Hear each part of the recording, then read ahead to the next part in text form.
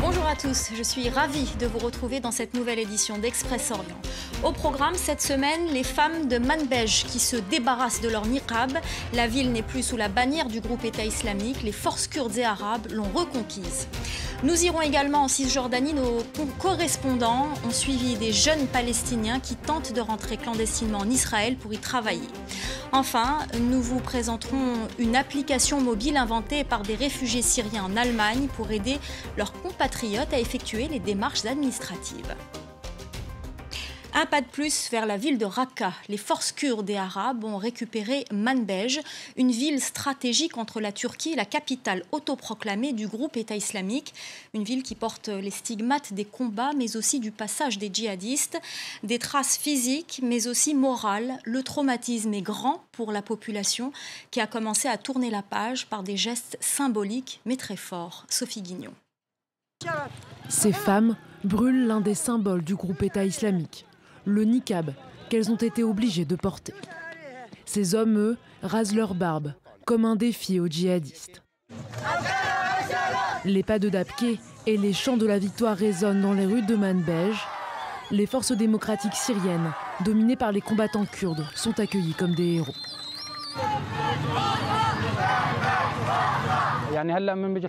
Les combats dans Manbej sont terminés. Maintenant, nous avons besoin de protéger la ville en déployant nos forces autour et sur les routes qui y mènent, pour empêcher le groupe État islamique de revenir. Car Manbej était l'une des dernières voies de communication entre la Turquie et le cœur du califat autoproclamé, Raqqa. La ville servait aussi de point de passage pour les djihadistes étrangers. La reprise de Manbej par les forces kurdes et arabes est vécue comme une libération. Je suis tellement heureuse, c'est comme un rêve. Je ne peux pas y croire, je ne peux vraiment pas y croire. Mais j'ai vu tellement de choses que personne ne devrait voir. Je vais si mal. Pendant 2 ans, les habitants ont vécu sous les lois des djihadistes. Les places de la ville sont devenues des lieux de terreur. Là, ils avaient l'habitude d'exécuter les gens et de les décapiter. Notre quotidien était fait d'exécutions. Tout n'était qu'injustice.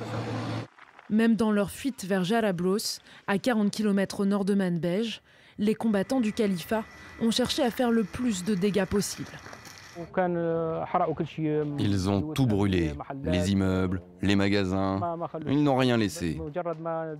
Ils se sont servis de nombreuses personnes comme boucliers humains dans leur fuite vers Jarablous, dont un membre de notre famille.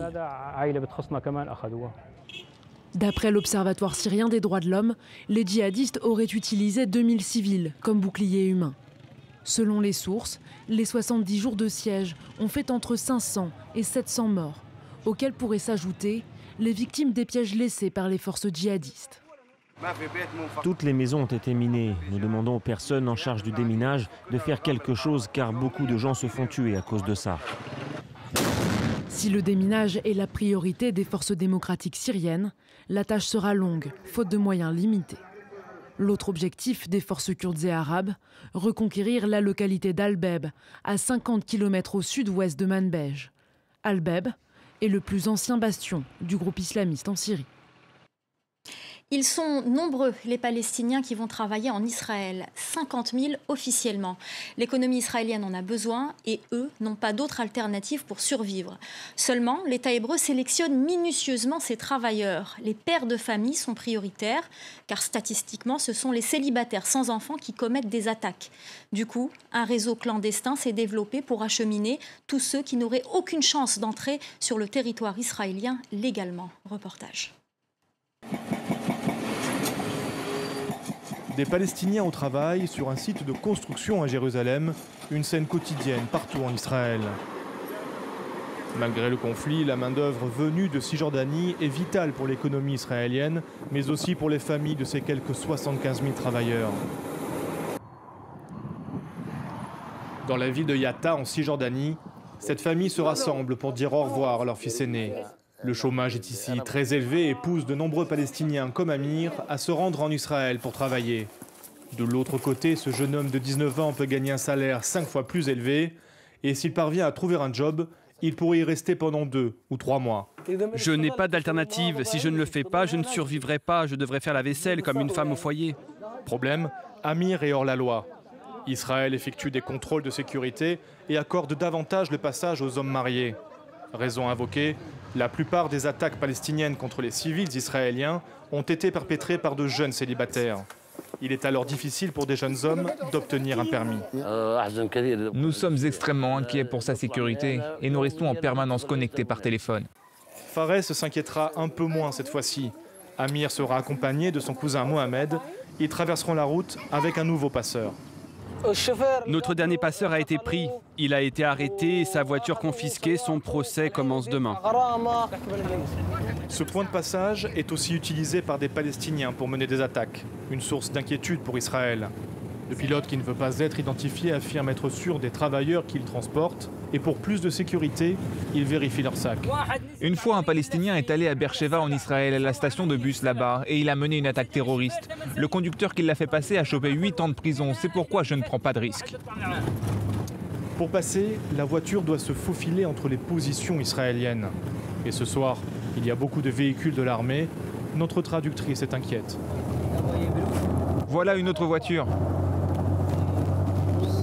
Oh mon Dieu! Notre chauffeur décide de quitter la route. Il prend alors un chemin de terre étroit et rocailleux. Au loin, des phares. Nous ne pouvons pas faire demi-tour. Par chance, il s'agit d'une voiture palestinienne.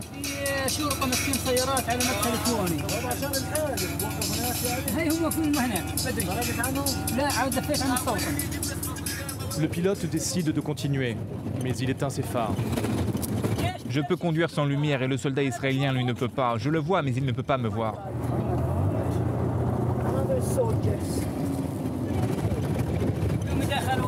Oh mon Dieu, ils nous poursuivent maintenant. Pendant plus d'une heure, le passeur prend des chemins de traverse pour échapper aux patrouilles. Au détour d'une colline, on rencontre une deuxième voiture venant d'Israël. Elle emporte les deux cousins de l'autre côté en 4e vitesse. 20 minutes plus tard, nous apprenons qu'ils sont arrivés à bon port. Ce fut son 8e convoi aujourd'hui. Il est maintenant 23 heures et il lui reste encore un voyage. Au total, ce passeur a transporté 50 personnes aujourd'hui au moyen d'une seule voiture. Demain, à l'aube, il recommencera. On se sent un peu seul ces derniers mois lorsque l'on se balade sur l'avenue Istiklal à Istanbul. Les touristes l'ont déserté à cause de la multiplication des attentats dans le pays. La plus célèbre artère commerçante de Turquie est en train de changer de visage. Cécile Galuccio et Marc Pope. Avec ses boutiques, ses galeries d'art et ses cafés, l'avenue Istiklal a longtemps été considérée comme le cœur d'Istanbul. Un cœur qui depuis un certain temps fonctionne au ralenti. Première raison invoquée par les autorités, l'instabilité du pays. Il y a eu les attaques terroristes, puis le coup d'État, qui est aussi un acte de terrorisme. Ces actes étaient destinés à nuire à l'économie de la Turquie.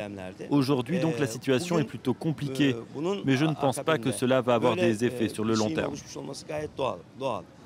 La plupart des devantures ont leur rideau baissé, et les touristes occidentaux se font de plus en plus rares. Pour certains Turcs, la rue serait même devenue trop conservatrice. Plusieurs bars ont ainsi été remplacés par des cafés chicha qui ne servent pas d'alcool. La vraie problématique, c'est la venue en masse de touristes arabes. Et puis on voit aussi une arrivée en masse de conservateurs. Tout cela a conduit à un changement de l'atmosphère de ce lieu. Autre facteur déterminant, la flambée des loyers. Des prix que beaucoup de locataires ne peuvent pas payer, comme en témoigne la multiplication des pancartes à louer. Il y a des magasins à 30 000 $, 40 000 $ ou selon la taille jusqu'à 100 000 $ de loyer par mois. Ici, le loyer le plus cher est aux alentours de 400 000 $. Il y a 10 ans, ces loyers représentaient un dixième de ces sommes. La Turquie a ainsi annoncé de nouvelles mesures pour relancer son économie. Mais avec les récentes purges dans le secteur, le pays pourrait subir une sévère régression. Lors du premier semestre, le tourisme en Turquie a baissé de 35%, sa plus forte chute en 17 ans. Après avoir franchi toutes les étapes et une fois arrivés en Allemagne, les réfugiés doivent encore faire face à une autre barrière, celle de la langue. Cela paraît insignifiant et pourtant, accomplir les démarches administratives sans parler allemand est un véritable cauchemar pour ces familles. Du coup, des réfugiés syriens ont mis au point une application mobile pour les aider. L'appli s'appelle Bureau Crazy. Elle sera opérationnelle dès janvier. Cécile Galuccio. C'est la première application pour des réfugiés, développée par des réfugiés. Le tout pour s'y retrouver avec la bureaucratie allemande, d'où son nom, Bureau Crazy. Personnellement, j'ai été choqué par la longueur des files d'attente. Et quand on devait signer des papiers, ils étaient en allemand. Et donc on ne savait pas ce qu'on signait. Fournir des documents, des adresses, aider à trouver un logement, ouvrir un compte bancaire et surtout expliquer les procédures et les démarches souvent fastidieuses, voici quelques-unes des nombreuses fonctions de cette application. 6 Syriens l'ont créée, tous formés à l'école supérieure du digital à Berlin, une école qui apprend aux étrangers à monter des entreprises. Lors de la première session à l'école, on a discuté des problèmes qu'on rencontrait et on a réfléchi à comment est-ce que la technologie pourrait les résoudre. Nous avions 2 principales difficultés. La première était le langage et la seconde, la bureaucratie.